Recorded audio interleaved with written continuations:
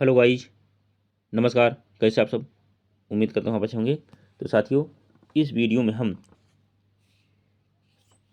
कक्षा 10 सामाजिक विज्ञान में इकाई 2 भूगोल के बारे में चर्चा करेंगे और इसके जो महत्वपूर्ण प्रश्न हैं खनिज तथा ऊर्जा संसाधन के, इसका आपको अध्ययन करना बहुत आवश्यक है, क्योंकि ये सब प्रश्न एग्जाम में बहुत बार पूछे गए हैं और आगे हमेशा पूछे जाएंगे। तो ये साथियों है पार्ट दो। अब इसके पहले पार्ट में, अब इसमें हम कराएंगे आपको क्या, क्वेश्चन आंसर। तो प्लीज़ साथियों, जो हमारे भाई बहन चैनल पर पहली बार विजिट कर रहे हैं वो लोग चैनल को सब्सक्राइब करके बेल आइकन घंटी प्रेस कर लेंगे और इस वीडियो को सभी लोग ज़्यादा से ज़्यादा लाइक करें, दोस्तों में शेयर करें। तो चलिए हम शुरू करते हैं। देखिए, खनिज तथा ऊर्जा संसाधन क्या है? खनिज तथा ऊर्जा संसाधन, तो इम्पॉर्टेंट क्वेश्चन यानी महत्वपूर्ण प्रश्न क्या आता है, भूगोल के अंतर्गत आता है। तो आप देख ही सकते हैं, लिखा हुआ है सब भूगोल के अंतर्गत आता है, ज्योग्राफी लिखी हुई है। तो उसके बाद इसमें पहला है अति लघु उत्तरी। अति माने छोटे में आपको आंसर देना, अति लघु उत्तरी प्रश्न। तो नंबर 1 क्या है? प्रश्न नंबर 1, यूरेनियम और थोरियम किन दो राज्यों में प्रधानता पाए जाते हैं, यानी अधिक जो पाए जाते हैं? तो उत्तर हो जाएगी इसका, पहला है झारखंड, दूसरा है राजस्थान और तीसरा केरल। यानी एक राज्य और दे दिया है, तो यहाँ पे 2 राज्य पूछा है, तो झारखंड राजस्थान, क्योंकि बस इतने में आपको देना हो गया इसका आंसर। चलिए स्क्रीनशॉट ले लीजिए इसका। अब नेक्स्ट क्वेश्चन नंबर 2 क्या है? खनिज क्या है? उत्तर, खनिज एक प्राकृतिक रूप से विद्यमान समरूप तत्व है जिसकी एक निश्चित आंतरिक संरचना है। साथियों, ये सब वीडियो आप देख करके, आप चाहे high school Uttar Pradesh board में पढ़ाई करते हों या किसी भी बोर्ड में पढ़ाई करते हों, वहाँ के लिए यह आवश्यक है ही। इसके अलावा जो कंपटीशन की तैयारी कर रहे हैं उनके लिए भी यह वीडियो बहुत महत्वपूर्ण है, क्योंकि यही प्रश्न जो यहाँ पे लिखा गया है ये वहाँ पे बहुविकल्पी में बन के आपको मिलेगा। तो आपको भी इसका अध्ययन करना बहुत आवश्यक है। अब नेक्स्ट क्वेश्चन देखिए, सतत पोषणीय ऊर्जा के 2 मुख्य आधार क्या हैं? उत्तर क्या है? ऊर्जा संरक्षण की प्रोन्नति और नंबर 2, नवीकरणीय ऊर्जा संसाधनों का बढ़ता प्रयोग। अब नेक्स्ट क्वेश्चन क्या है? खनन को घातक उद्योग बनने से रोकने के लिए कोई 2 उपाय लिखिए। तो क्या हो जाएगा? दृढ़ सुरक्षा विनियम और पर्यावरणीय कानूनों का क्रियान्वयन। चलिए अब नेक्स्ट स्क्रीनशॉट ले लीजिए इसका। अब आगे क्वेश्चन नंबर 4 क्या है? सर्वोत्तम प्रकार के लौह अयस्क का नाम लिखिए। तो उत्तर क्या हो जाएगा? मैग्नेटाइट, यानी मैग्नेटाइट या मैग्नेटाइट आप लिख देंगे तभी चल जाएगा। मैग्नेटाइट।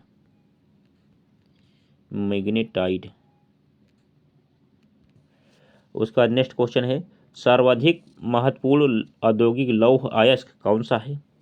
तो हेमेटाइट आंसर हो जाएगा, हेमेटाइट। मैग्ने, तो इसका हो जाएगा हेमेटाइट। और उसके बाद नेक्स्ट क्वेश्चन है, प्लेसर निक्षेप किसे कहते हैं? तो उत्तर क्या हो जाएगा? पहाड़ियों के आधार पर घाटी तल की रेत में जलोढ़ जमाव के रूप में कुछ खनिज पाए जाते हैं जिसे प्लेसर निक्षेप कहते हैं। अब नेक्स्ट क्वेश्चन, महासागरीय तली में किन खनिजों की प्रचुरता है? तो उत्तर हो जाएगा मैग्नीज ग्रंथिकाएं। नेक्स्ट क्वेश्चन, मैग्नीज के कोई 2 उपयोग लिखिए। उत्तर क्या हो जाएगा? पेंट बनाने में, कीटनाशक में प्रयोग, ब्लीचिंग पाउडर। क्वेश्चन नंबर 9 देख सकते हैं, समुद्री जल से प्रगृहित प्राप्त कम ताप अम्लकद 2 खनिजों के नाम लिखो। यानी क्रमबद्ध है, क्रमबद्ध, क्रमबद्ध यानी सीरियल नंबर से ना, सीरियल नंबर इसको बोलते हैं, सीरियल ये क्रमबद्ध। तो नमक हो जाएगा, मैग्नीशियम है ब्रोमाइन या ब्रोमाइड, ब्रोमाइड।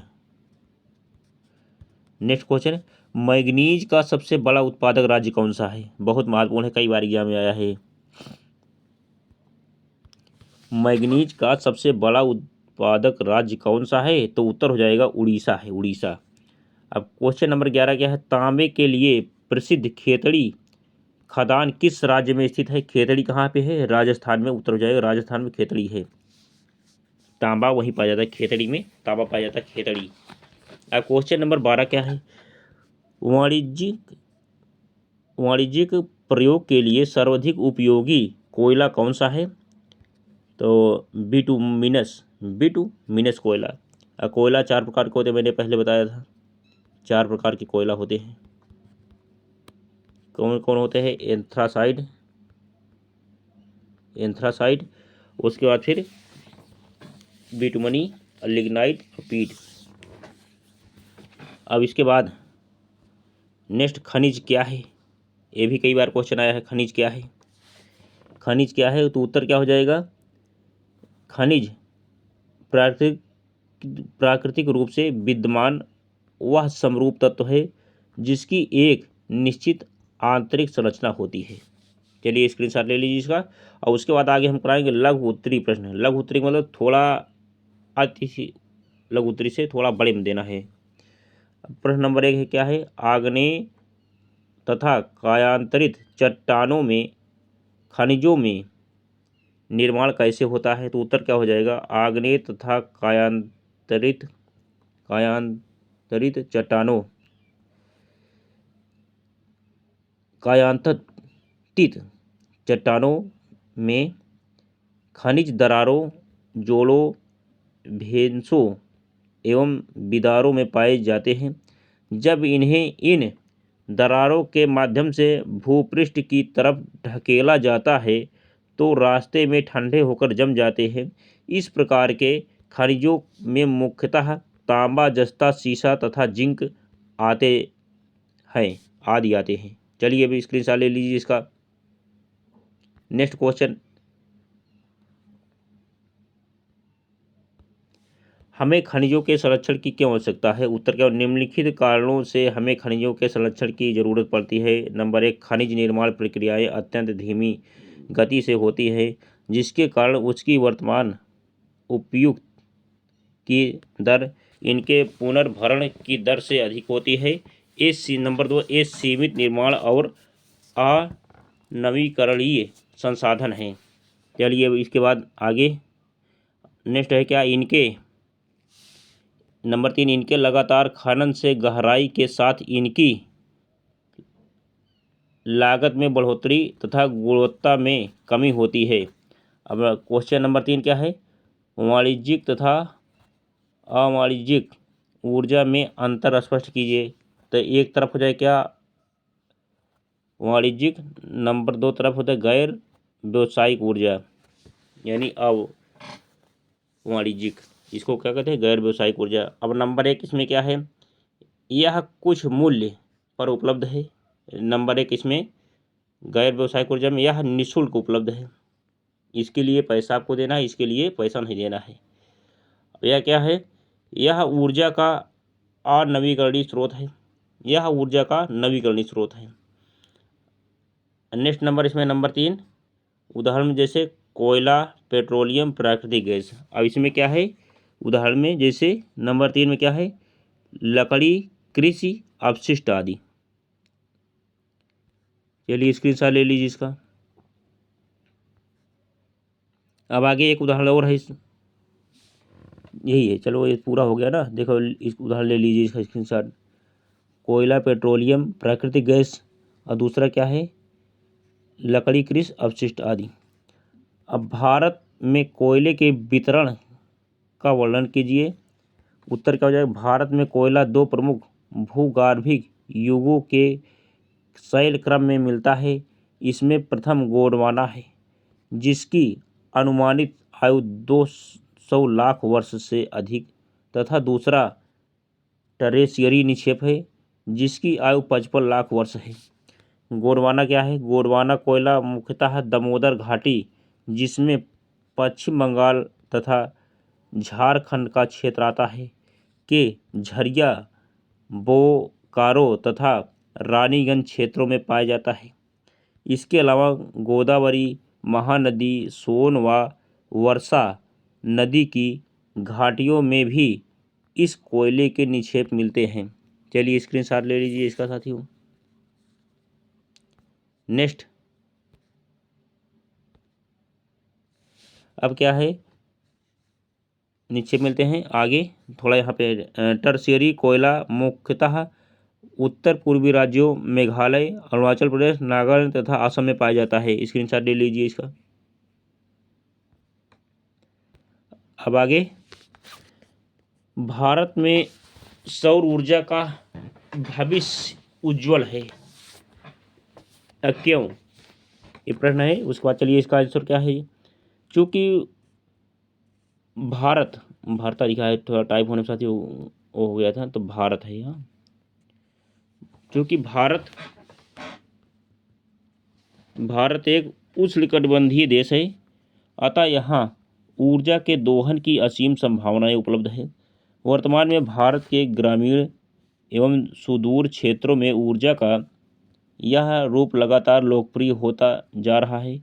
ऐसी संभावनाएं व्यक्त की जा रही हैं कि सौर ऊर्जा के परिणाम स्वरूप ग्रामीणों की लकड़ी एवं उपलों जैसी परंपरागत ऊर्जा स्रोतों पर निर्भरता को कम किया जा सकेगा, जिससे पर्यावरण संरक्षण मिलेगा तथा कृषि क्षेत्र में भी पर्याप्त खाद्य उपलब्ध हो सकेगी। अब नेक्स्ट क्वेश्चन है, एंथ्रेसाइड और बिटुमिनस कोयले में अंतर स्पष्ट कीजिए। तो एक तरफ एंथ्रेसाइड कोयला, दूसरा बिटुमिनस कोयला। तो लिखिए, इसमें देखिए एंथ्रासाइड में नंबर 1, इसमें 80% से अधिक कार्बन होता है। अब बिटुमिनस में इसमें 60% से 80% कार्बन होता है। चलिए स्क्रीनशॉट ले लीजिए इसका। चलिए यहाँ पूरी तरह से है। चलिए एंथ्रासाइड तो ये तो हो गया था। अब इसके बाद नंबर एक हो गया, ये भी एक है। एंथ्रासाइड बिटुमिनस कोयला, इसमें 80% से अधिक कार्बन होता है, इसमें 60% से 80% कार्बन होता है। और नंबर 2 एंथ्रासाइड में यह कठोर, काला और सघन होता है, सघन है। नंबर 2 इसमें यह एंथ्रासाइड से निम्न श्रेणी का है। नंबर 3 यह उच्चतम गुणवत्ता वाला कोयला है एंथ्रासाइड। अब यह नंबर 3 इसमें यह मध्यम गुणवत्ता का कोयला है। अब क्वेश्चन नंबर 7 क्या है, खनिजों के खनन की सुविधा थोड़ा टाइप होने में साथियों वो हो जाएगा। सुविधा किन 2 बातों पर निर्भर करती है? तो उत्तर क्या हो जाएगा, शैलों का निर्माण व संरचना। नंबर 2 आर्थिक विकास और तकनीकी प्रगति। चलिए स्क्रीनशॉट ले लीजिए इसका।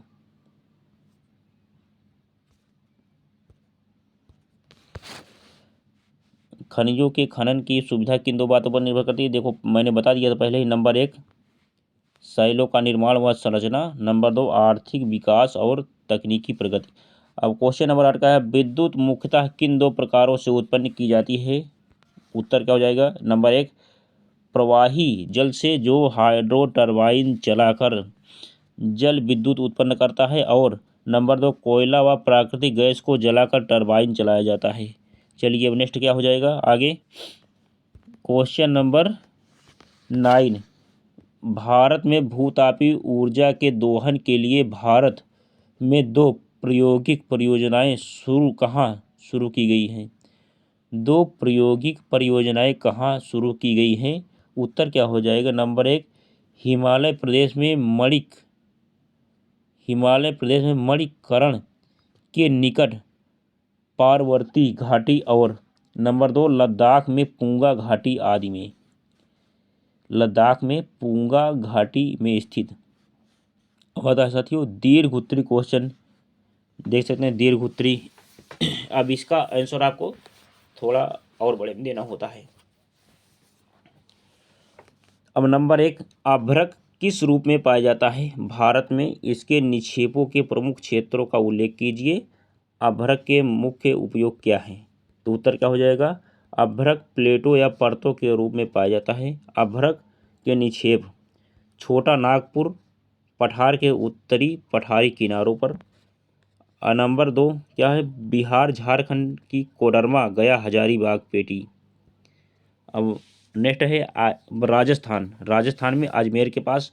आंध्र प्रदेश की ने नीललोर पेटी। नीललोर पेटी। अब नेक्स्ट क्या हो जाएगा? हिमालय में मणिपुर के निकट पार्वती और घाटी। लद्दाख में पुंगा घाटी में स्थित। चलिए यहाँ पे अच्छा ये है, ठीक ठीक, यहाँ तक हो गया था लेनोर। अब अभ्रक कहाँ पाया जाता है? अभ्रक विद्युत और इलेक्ट्रॉनिक उद्योगों में प्रयोग किया जाता है।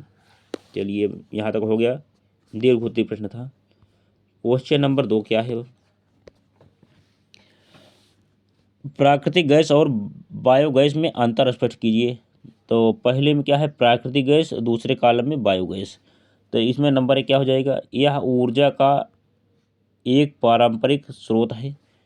बायोगैस में यह ऊर्जा का एक गैर पारंपरिक स्रोत है।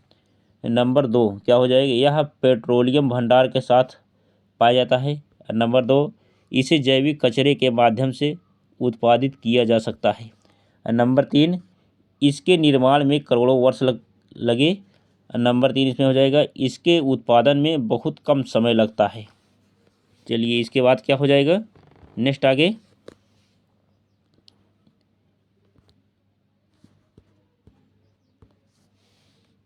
नंबर 3 तापीय और जल विद्युत ऊर्जा में अंतर स्पष्ट कीजिए। तो उत्तर क्या हो जाएगा? तापीय विद्युत पहले में, दूसरे में जल विद्युत ऊर्जा, यानी तापीय विद्युत ऊर्जा, जल विद्युत ऊर्जा। तो इसमें हो जाएगा पहले में क्या है? यह विद्युत कोयले, पेट्रोलियम और प्राकृतिक गैस के प्रयोग से पैदा की जाती है। अब इसमें नंबर 1 हो जाएगा जल विद्युत ऊर्जा गिरते हुए जल की शक्ति का प्रयोग करके टरबाइन को चलाने से होता है। नंबर 2 इसमें क्या होता है? यह प्रदूषण युक्त है। नंबर 2 यह प्रदूषण रहित है। नंबर 3 अस्थायी स्रोत नहीं है। नंबर 3 अस्थायी स्रोत है। अब आगे क्या हुआ? अनवीकरणीय स्रोतों पर आधारित है। जल जैसे नवीकरणीय स्रोतों पर आधारित है। चलिए अब इसके बाद नेक्स्ट क्वेश्चन। अब इसी में और थोड़ा है, इसको पढ़ना आपको आवश्यक है। चलिए यहाँ पे है। अब भारत में 310 से अधिक ताप विद्युत के केंद्र हैं, जैसे तलचेर, पांकी, नामरूप, उरन, नवेली आदि। अब नेक्स्ट यानी जल विद्युत ऊर्जा, ये तापीय विद्युत ऊर्जा था। अब जल विद्युत ऊर्जा में क्या है? यहाँ पे भारत में अनेक बहुउद्देशीय परियोजनाएं हैं, जैसे भाखड़ा नंगल, दामोदर घाटी, कोपली आदि। स्क्रीनशॉट ले लीजिए इसका साथी। अब आगे क्या है? नेक्स्ट प्रश्न है क्वेश्चन नंबर 4, खनन उद्योग को घातक उद्योग क्यों कहा जाता है? एक कई बार पूछा गया है एग्जाम में। तो उत्तर क्या हो जाएगा? खनन उद्योग को घातक उद्योग कहा जाता है क्योंकि इस उद्योग से श्रमिकों के स्वास्थ्य और पर्यावरण पर बहुत खराब प्रभाव पड़ता है। बात सही है। लगातार धूल व हानिकारक धुएं में सांस लेना पड़ता है। नंबर 3 श्रमिकों को फेफड़ों से संबंधित बीमारियां हो जाती हैं। नंबर 4 खद्यानों में पानी भर जाने से या आग लग जाने से श्रमिकों में डर बना रहता है। नेक्स्ट नंबर कई बार खद्यानों के छत के गिर जाने से उन्हें अपनी जान गंवानी पड़ती है। नेक्स्ट खनन के कारण नदियों का जल प्रदूषित हो जाता है। नेक्स्ट भूमि और मिट्टी का अपक्षय होता है। चलिए स्क्रीनशॉट ले लीजिए इसका। अब आगे क्वेश्चन नंबर 5, हमें खनिजों के संरक्षण की आवश्यकता क्यों है? इसके संरक्षण के उपाय बताइए। ये भी कई बार क्वेश्चन पूछा गया है। तो उत्तर क्या हो जाएगा इसका? खनिज हमारे उद्योग और कृषि के आधार हैं। नवीकरण योग्य नहीं है। निक्षेपों की कुल मात्रा बहुत ही कम है। आगे, इनके निर्माण में लाखों वर्ष लग जाते हैं। हम बहुत तेज़ी से खनिजों का उपयोग कर रहे हैं। इन्हें आने वाली पीढ़ी के लिए संभाल कर रखना चाहिए। संरक्षण के उपाय, खनन एवं परिष्करण के दौरान इन पदार्थों की बर्बादी कम हो। अब जहाँ तक संभव हो प्लास्टिक प्रमाणित और लकड़ी का प्रयोग करें। रद्दी एवं पुराने माल का पुनः प्रयोग करना चाहिए। अब आगे क्या है, धातुओं का पुनः चक्रण व अन्य विकल्प ढूंढना। नियोजित व सतत पोषणीय तरीके से उपयोग। इतनी चीज़ इसमें बताई गई है संरक्षण के लिए। चलिए स्क्रीनशॉट ले लीजिए साथियों उसका। अब आगे क्या है, धात्विक और अधात्विक खनिजों में अंतर स्पष्ट कीजिए। तो ये मोस्ट इम्पॉर्टेंट क्वेश्चन देखो लिखा हुआ है ना, तो उत्तर क्या हो जाएगा, धात्विक खनिज और अधात्विक खनिज। पहले धात्विक खनिज में क्या है, धात्विक खनिजों में धातुएं कच्चे रूप में होती हैं। अधात्विक खनिजों में कच्चे रूप में अधातुएं होती हैं। कच्चे रूप में अधातुएं होती हैं। अब इसमें क्या है, ये नंबर 1 था। नंबर 2, यह आम तौर पर कठोर होते हैं और इसमें चमक होती है। अब इसमें नंबर 2 है, वे आम तौर पर कठोर नहीं होते हैं और उनकी अपनी कोई चमक नहीं होती है। नंबर 3, उदाहरण लोहा, तांबा, बॉक्साइट और टिन। अब इसमें नंबर 3 उदाहरण क्या हो जाएगा, नमक, कोयला, अभ्रक और मिट्टी इसमें हो जाता है। चलिए अब इसका स्क्रीनशॉट ले लीजिए एक बार। अब क्वेश्चन नंबर क्या है, 7। अब ये क्वेश्चन अंतिम है, इसको पढ़ना आपको बहुत आवश्यक है। क्वेश्चन नंबर 7, खनिज संसाधनों का संरक्षण क्यों आवश्यक है। खनिजों के संरक्षण के 3 उपाय लिखिए। ये भी प्रश्न बहुत बार पूछा गया है एग्जाम में, तो आप कैसे करेंगे, तो चलिए हम इसका आंसर अब कराते हैं। उत्तर क्या है, हमारे जीवन के प्रत्येक क्षेत्र में खनिजों की आवश्यकता है, ऐसे आप लिखेंगे वहाँ। अतः हम खनिजों पर निर्भर हैं। कृषि उपयोग, घरेलू उपयोग आदि में हम खनिजों की खपत कर रहे हैं। यह उपयोग बहुत तेज़ी से और बहुधा माने बहुत ज़रूरत से अधिक भी किया जा रहा है। खनिजों को बनने में लाखों वर्ष लगते हैं, अतः इनका नियोजित उपयोग आवश्यक है। साधनों के संरक्षण के कुछ उपाय इस प्रकार है। नंबर 1, न्यायपूर्ण उपयोग व मितव्ययता। नंबर 2, कम से कम मूल्य पर निम्न कोटि के खनिज अयस्कों का उपयोग। नंबर 3, खनन व खनिज सुधार प्रक्रिया में धातु बनने तक कम से कम अपव्यय। नंबर 4, योजनाबद्ध तरीके से खनिजों का पुनः चक्रण व पुनः उपयोग। अब आगे क्या है, नेक्स्ट नंबर, पर्यावरण को ध्यान में रखते हुए खनिजों के अन्य विकल्प ढूंढना, जैसे CNG। तो साथियों ये प्रश्न हुआ पूरा। अब इसका आंसर मैंने अध्ययन करा दिया हूँ, आप स्क्रीनशॉट इसका ले लीजिए और इसी के साथ ये वीडियो भी पूरा हुआ क्वेश्चन आंसर का। अब हम इसके बाद पार्ट 3 में इसके कराएंगे बहुविकल्पी प्रश्न। तो हम जल्द ही बहुविकल्पी प्रश्न का वीडियो आपको जल्दी प्रोवाइड कराएंगे। इसी के साथ चलिए अब इस वीडियो पर साथियों ज़्यादा से ज़्यादा लाइक करें और कमेंट करिए आप, क्योंकि आपको विचाराधीन नहीं पढ़ना है कि वो करें हम बाद में करेंगे, नहीं। अगर अच्छे नंबर से आपको पास होना है आप भाइयों बहनों को, तो आप सभी लोग इस वीडियो पर कमेंट करिए, लाइक करिए और इस वीडियो को शेयर भी करें। इस वीडियो पर आप लोगों से 1000 लाइक और 1000 कमेंट चाहिए। चलिए साथियों, आप लोग इतनी देर से जुड़े रहे, थैंक यू। अब मैं अपनी वाणी को विराम देता हूँ। जय हिंद, जय भारत, वंदे मातरम। और यह प्रश्न आपके लिए बहुत उपयोगी साबित होगा।